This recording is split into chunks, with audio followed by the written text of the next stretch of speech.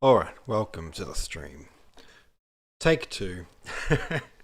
I messed it up.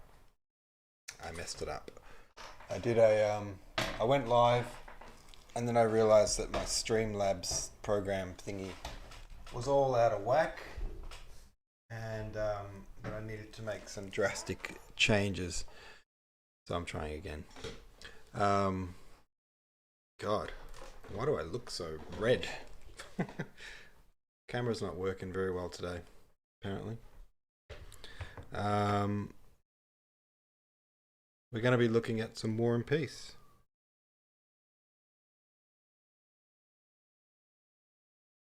You have failed me. I was trying to get a buddy of mine to come on live on the Discord and be part of the stream, just to chat with while I do this. But no dice. Alright. Well, the reason I'm going live is, I did intend to go live every day, or near enough to every day, and I just have not been able to do that.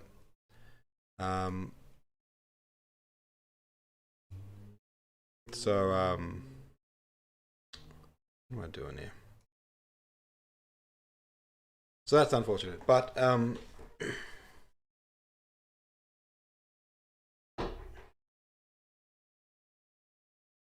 today's chapter in particular, Book 3, Chapter 2, has been really hard to translate into Bogan Aussie. And I thought, I'm going to struggle getting through this for the next 2 or 3 days because I'm just dragging my feet through it. Hang on, I'll show you where I'm at. Alright, so here we go.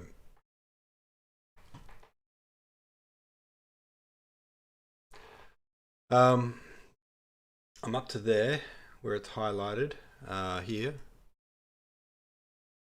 which is this much of the chapter, which is already a fair bit, but the chapter just keeps going, just keeps bloody going, it goes forever.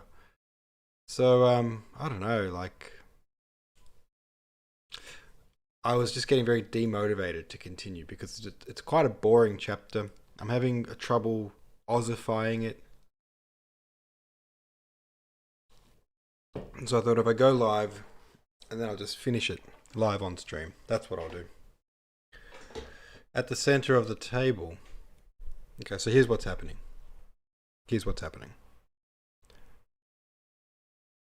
Pierre is now Count Bezikov. His riches all get out. And now Prince Vasily, he didn't really get what he was hoping to get out of Count Bezikov's will. That all went to Pierre. So his backup plan, he's going to try to get Pierre to marry his daughter, Helena. Which is funny because before Pierre was rich, Vasily had no interest in hooking up his daughter with Pierre. Now that he's rich, I really want you to marry my daughter. So, that's quite funny. But I guess that's the way it goes, isn't it? So, he's basically just sort of implying that they're going to get married over and over. Like he's just sort of spread the rumor himself. And Pierre's just sort of, she is really beautiful, so he's kind of like, well, he's attracted to her. But he knows that she's dumb. He's said it himself. And he's not really interested in her romantically. But Pierre being Pierre, he just kind of is at the mercy of everyone else's pressure, peer pressure. And so the whole world just seems to be implying that those two are going to get married. And he feels like everyone's waiting for him to pop the question. And he doesn't have the strength of character to be like, yeah, I don't want to. No, he's just kind of like, I don't really know if I want to. Do I have to do it right now? Okay, I guess. He's just sort of going with it because he's Pierre and that's what Pierre does. So, Prince Vasily has been getting them together at every occasion. He usually didn't throw many parties or dinner parties or that kind of thing, but recently has been having one every other night, having a party or a get together just about every night of the week.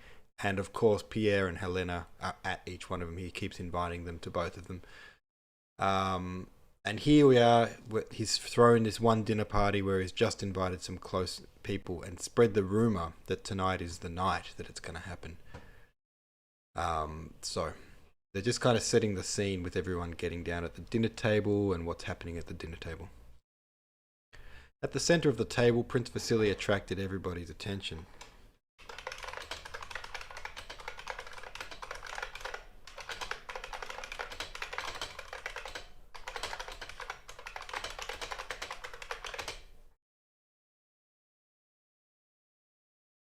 Facetious smile.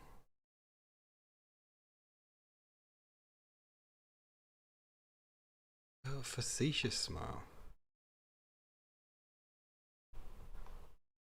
Treating serious issues with deliberate, inappropriate humor. Being flippant.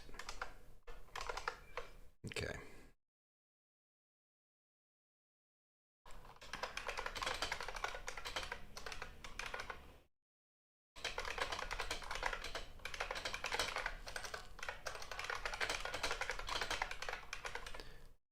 He was telling the ladies about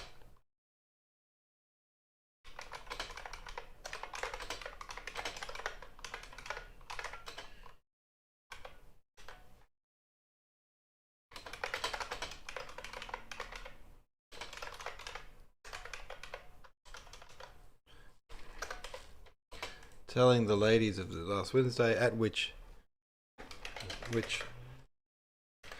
Sergei Kuzmich Mitinov, the new military governor general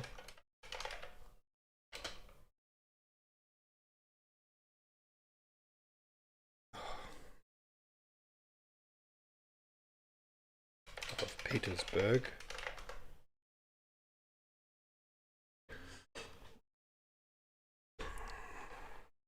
have received and read the then famous rescript of the Emperor Alexander from the army to Sergei Kuzmich. Oh god, there's just no way to make this less boring. My job here is to make this every sentence less boring, and god damn, what am I supposed to do with that?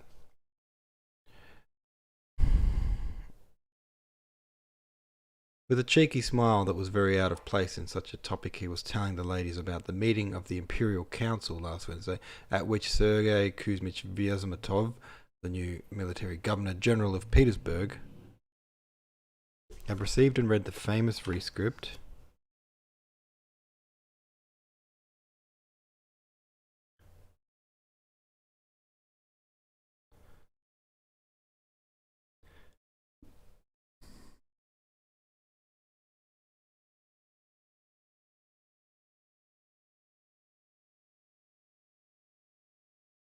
Oh god, it's so long and boring. Hi Stacy. Oh, I'm trying to translate. Well, my goal is every sentence should be less boring. I'm struggling with this one. How do I make this less boring? With a facetious smile on his face, he was telling the ladies about last Wednesday's meeting of the Imperial Council, at which Sergei Kuzmich Vyazmatov, the new military governor general of Petersburg, had received and read the then famous rescript of the Emperor Alexander from the army to Sergei Kuzmich, in which the emperor said that he was receiving from all sides declarations of the people's loyalty, that the declaration from Petersburg gave him particular pleasure, and that he was so proud to be at the head of such a nation and would endeavour to be worthy of it. God. First of all, I need to break that up into multiple sentences because no one cares about that for that long. No one cares about that for that long. I need to break halfway through that sentence to reevaluate my life. So here's okay.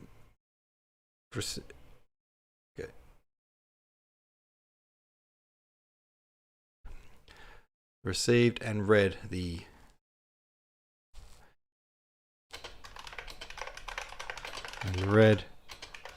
famous at the time at least. Rescript. Alright, I'm saying rescript. No one knows what rescript is. Okay, it's rescript. What's a rescript? Okay, Google.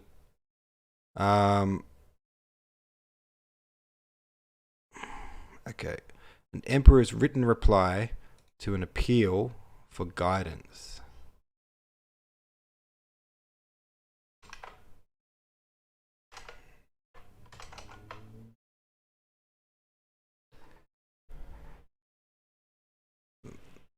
At the time, at least. Rescript.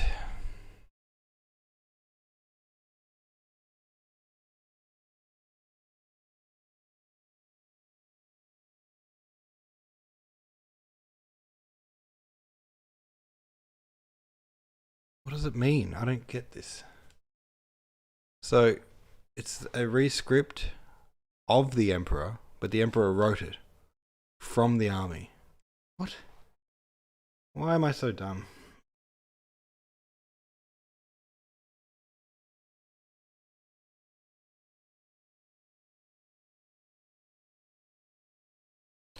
The emperor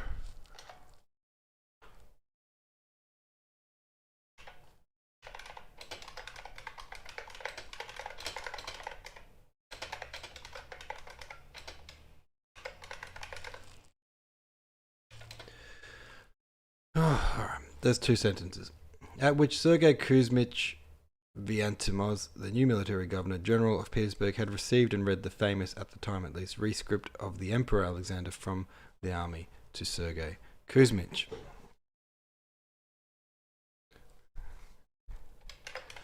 In this rescript, the Emperor Alexander, the Emperor said that he was receiving from all sides declarations of the people's loyalty, that the declaration from Petersburg gave him particular pleasure, and that he was proud to be at the head of such a nation and would endeavour to be worthy of it. He was receiving lots of support, loyalty everywhere.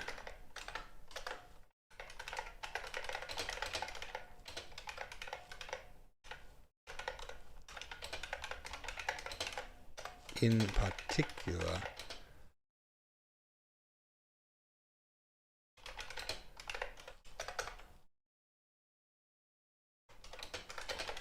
pleased with Petersburg in particular,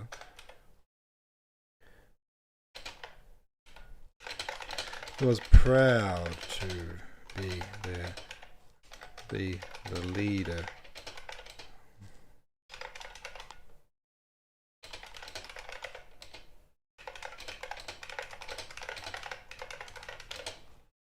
Alright.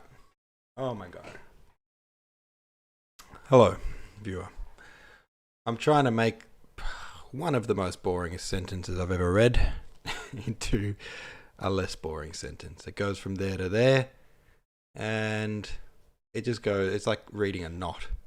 You know, it's like if I gave you a knotted ball of yarn and we're like, read that. It tied my brain into knots. But here we go. This is what I've done. I've tried to make it... I can't make that funny. The best I can do is make it less boring. With a cheeky smile that was very out of place in such a topic, he was telling the ladies about the meeting of the Imperial Council last Wednesday, at which Sergei Kuzmich Vyazmitov, the new military governor general of Petersburg, had received and read the famous, at the time at least, rescript of the Emperor Alexander from the army to Sergei. In his rescript, the Emperor said that he was receiving lots of support and loyalty from everywhere, and that he was pleased with Petersburg loyalty in particular, and that he was proud to be the leader of Russia and would try to prove his worthiness. It's the best I can do. The rescript began... Oh god, don't tell me they're going to read the thing. The rescript began with the words...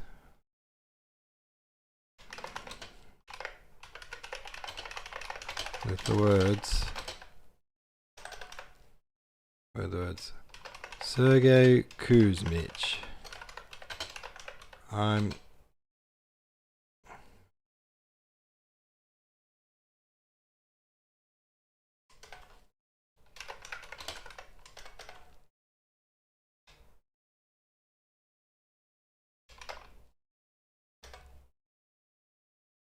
reports are coming in from everywhere,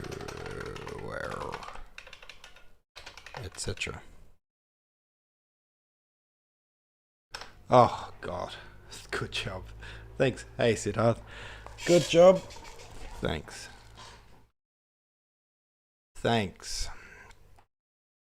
I am struggling with this chapter though. Well, and so he never got farther than Sergei Kuzmich asked one of those. Exactly, not a hair's breadth farther.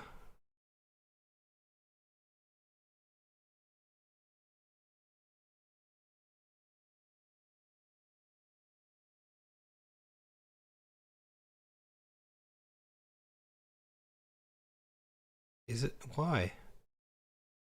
I don't understand this. Sergei is spelled correctly. Kuzmich. So the guy just cried a lot. I need to refer to my other version of the book.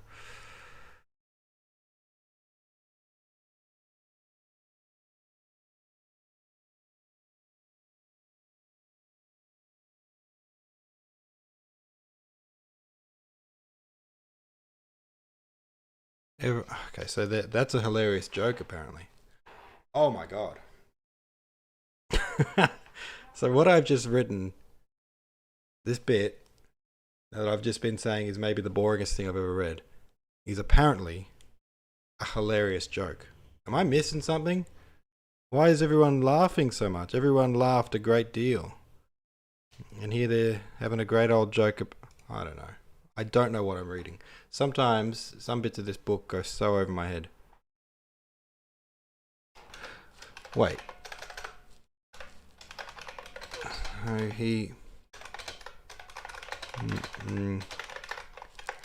And the intro asks one of the ladies. Exactly. Actly.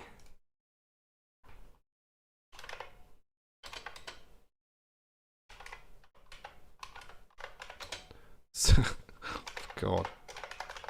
Not a syllable further. And sword Prince Vasily laughing.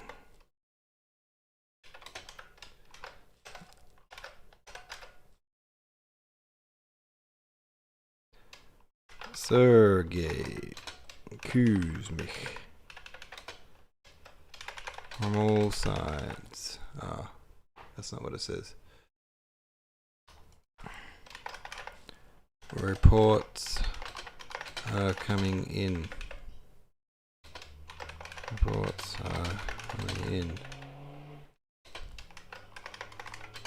Sergei Kuzmich.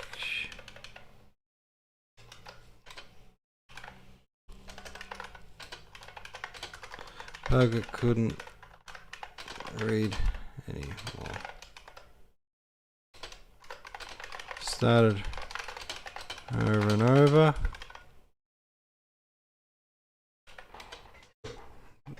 But as soon as he uttered Sergei,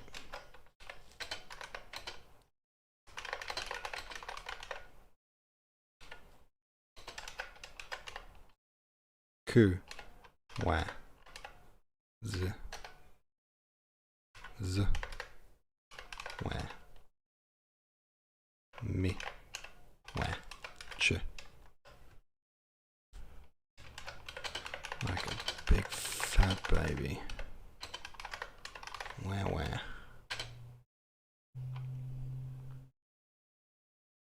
Bawling.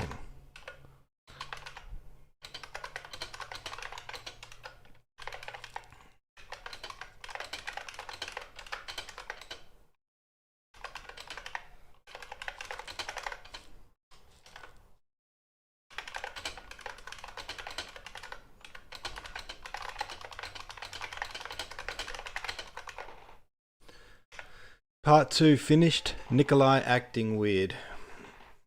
Well, yeah, he's a bit out of it, isn't he? He's got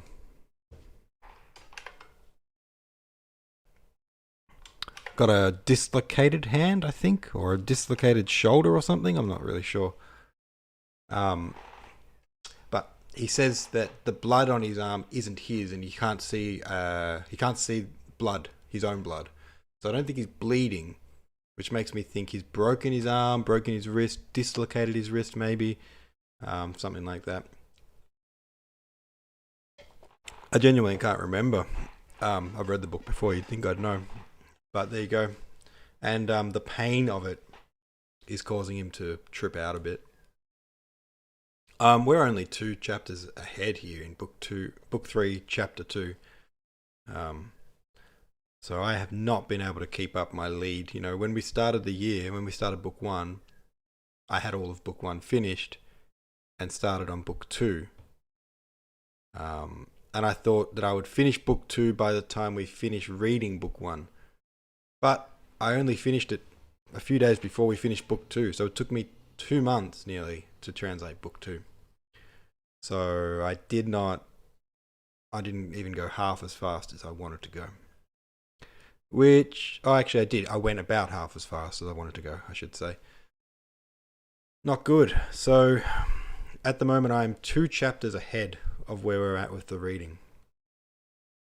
Like this chapter I'm doing now is tomorrow's chapter. So I don't think we're going to be able to read my version for the whole year, that's for sure, because I can't keep up. I just can't. It takes too long. But it's fine. We've got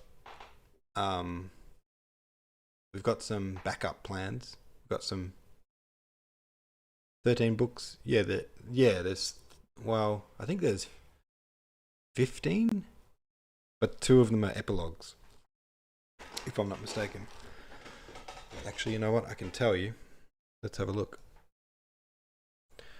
Book 1, book 2, 3, 5, 6, 7, 8, 9, 10, 11, 12, 13, 14, 15, and then there's 2 epilogues. So there's 17 books. What? Oh my god. I'm thinking the 2 epilogues I'll just write. History is weird. End of epilogue.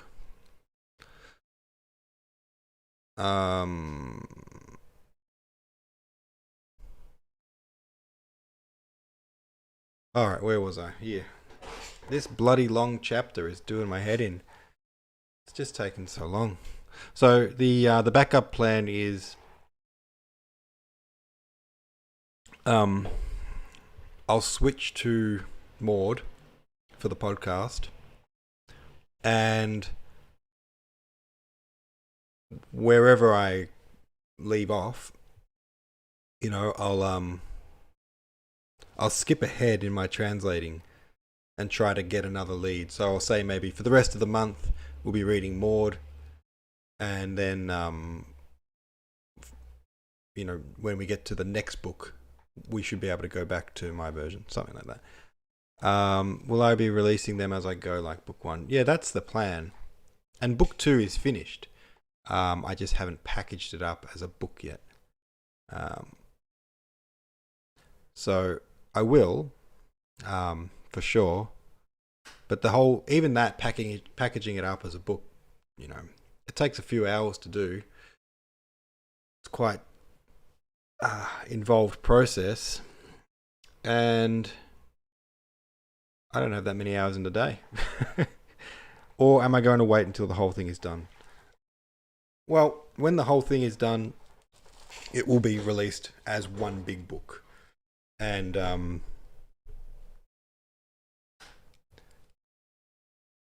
yeah, or you can collect the whole set like you're saying, Stacey, which is the idea of releasing them as we go is for people to support the project as it unfolds, you know. So I don't have to do 365 chapters before I can start sort of monetizing it. So if I break it down into books, this is exactly what Tolstoy did, by the way. He released War and Peace in those 17 parts. So he serialized it, and so he could sell book 1 when he worked on book 2, and so on. And so I'm just doing the same thing. And the idea is that if you do it that way, you can have a box set of all of those 17 books, which will look quite cool, I think, on a shelf. Or alternatively, at the end of the whole project, you can buy the whole thing as a book. And at that point, I'll discontinue the 17 separate parts and take them off the shelves and just have the one book. So I guess that would make the parts a bit of a collector's thing, or maybe not a collector's thing, but you know, if you've got those 17 books on your bookshelf, you've got bragging rights to say like, oh, I supported that project as it was unfolding. I supported the creator. Whatever that's worth in today's world. Let you know when it's complete. I will let you know, for sure. Okay, what was I saying here? Drooling from sobbing so much, and that was as far as he could get. And again, the handkerchief, and again.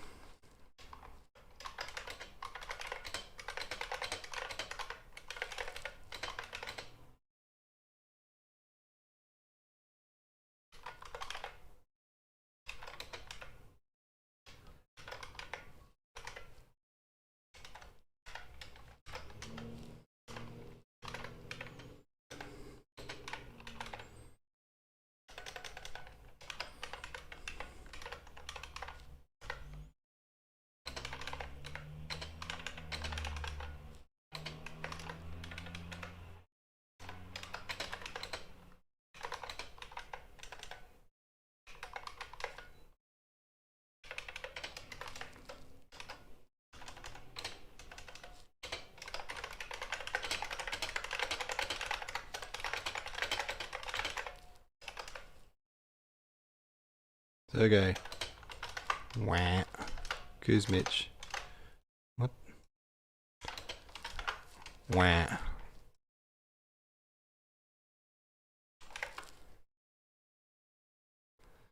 Eventually they just got someone else to read it.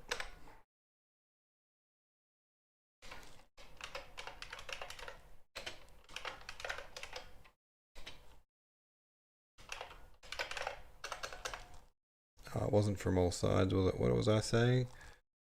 Thoughts are coming.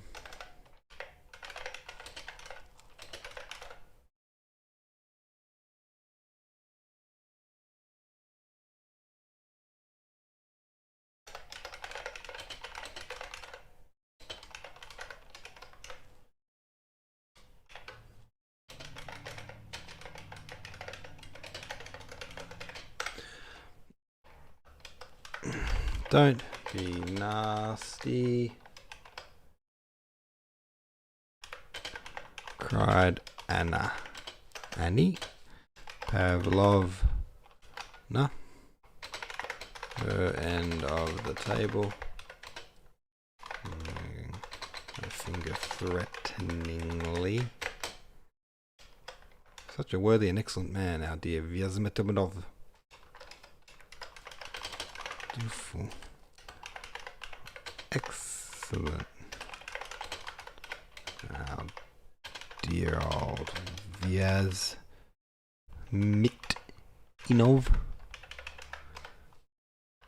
Everybody pissed themselves laughing. About to start reading the Tolstoy estate, which I'm really looking forward to. Heard good things about it, so I will check in later. Happy translating.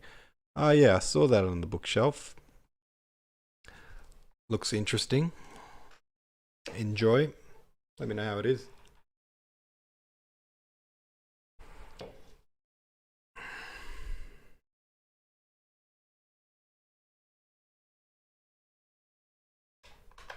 At the head of the table. Get this out of my face a bit. Also give you some more tippity-tap noises. At the head of the table, holding up a... Oh wait.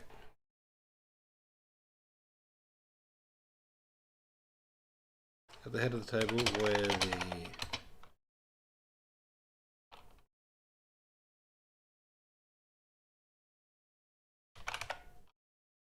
more honourable guests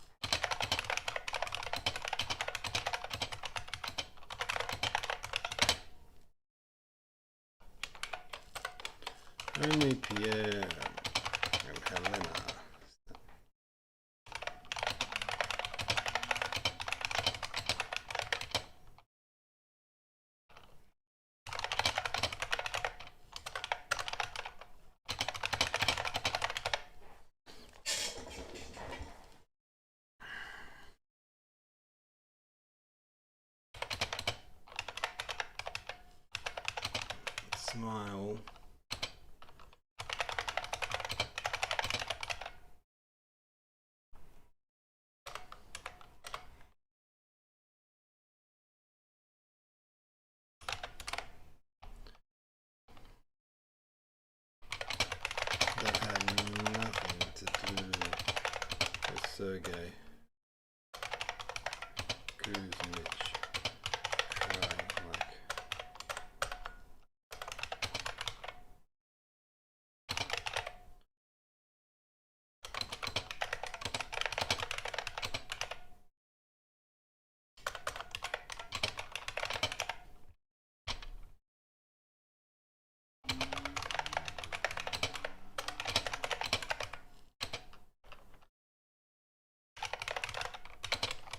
But as much as all the rest laughed,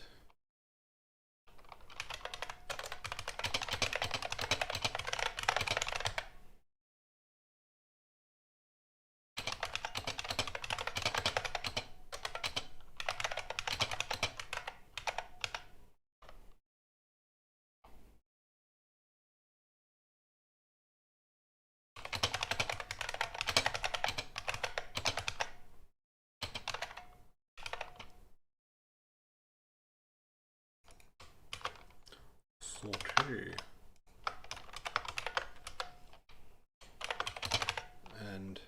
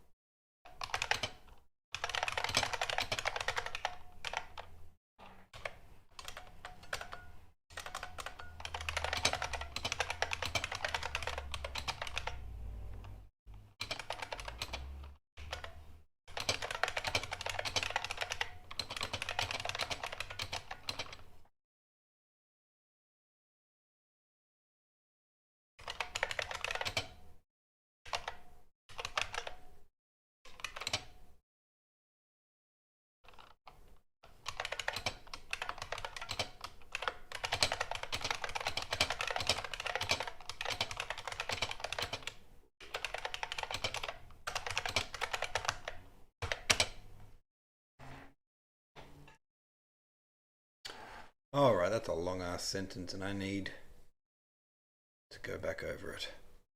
But as funny as it was, no, wait. Only Pierre and Helena were silent, sitting side by side near the arse end of the table, suppressed smiles brightening their faces. Suppressed smiles brightening their faces, smiles that had nothing to do with Sergei Kuzmich's Sukfest.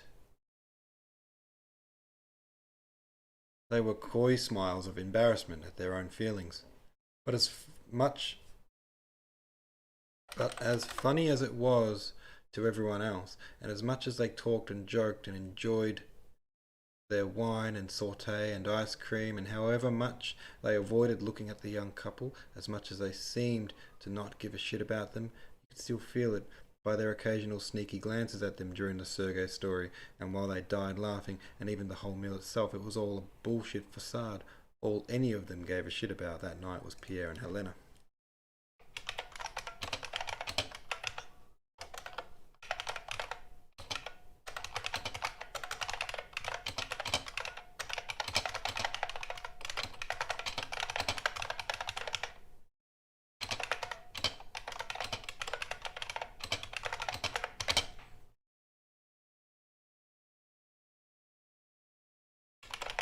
Prince Vasily mimicked sobbing. .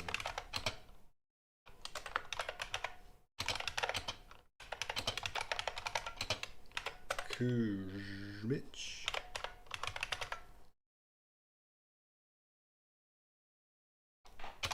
At the same time, his eyes flipped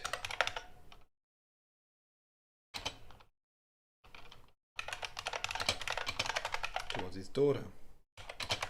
And while he laughed, the expression on his face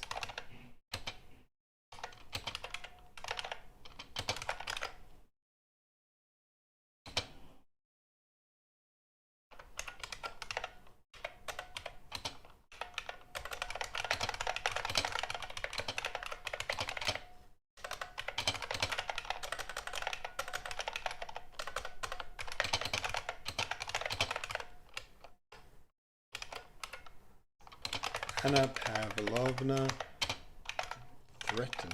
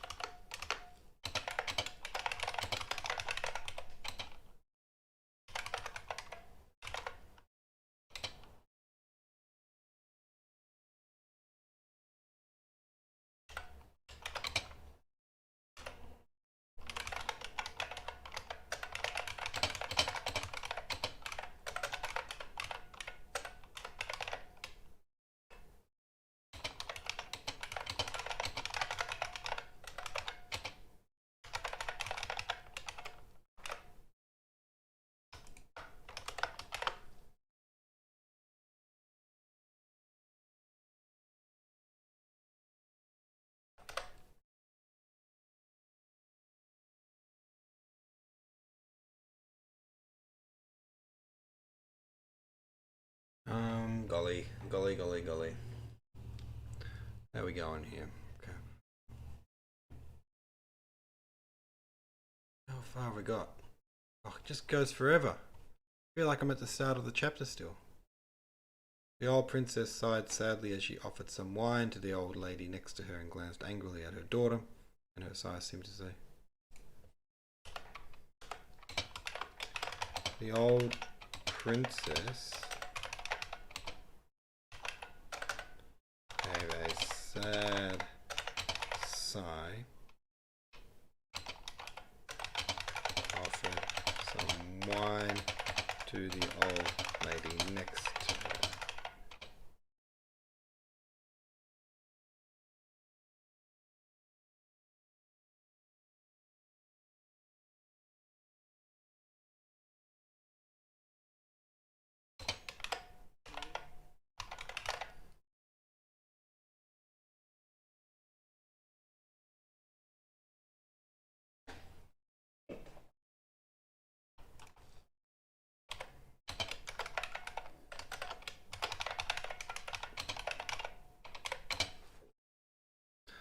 She offered some wine to the lady next to her.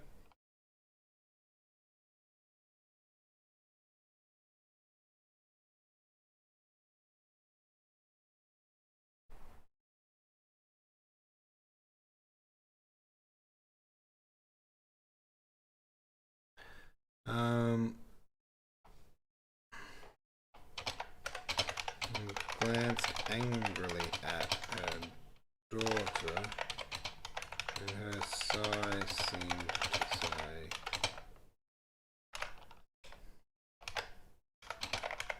"Oh well, that's it for us. Bags. Nothing left to do.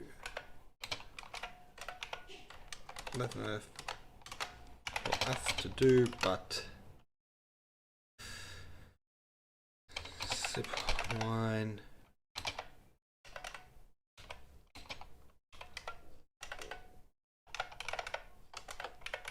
Love.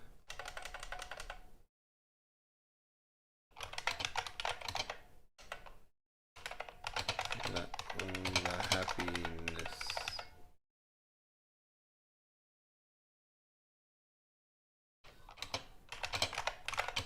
hogged by these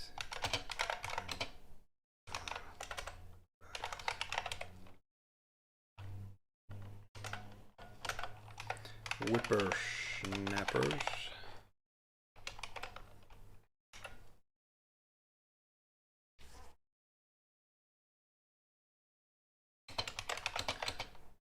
And a diplomatist thought, "Oh shit, that's awful."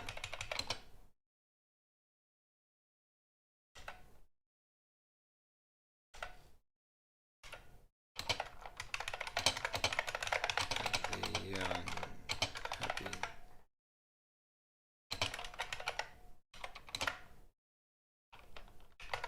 that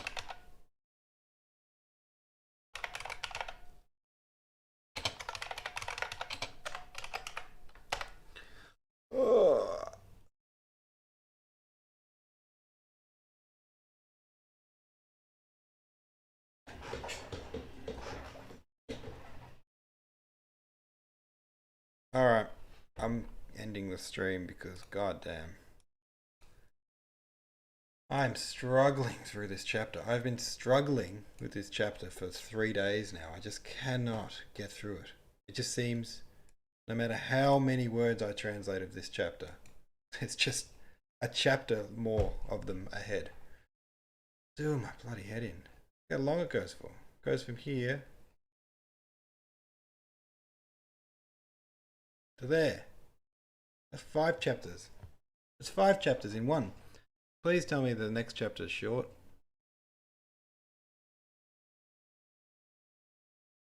It's not. And the next chapter is also not. Can there be a short chapter? God damn. Alright. I need a break. Thanks for watching.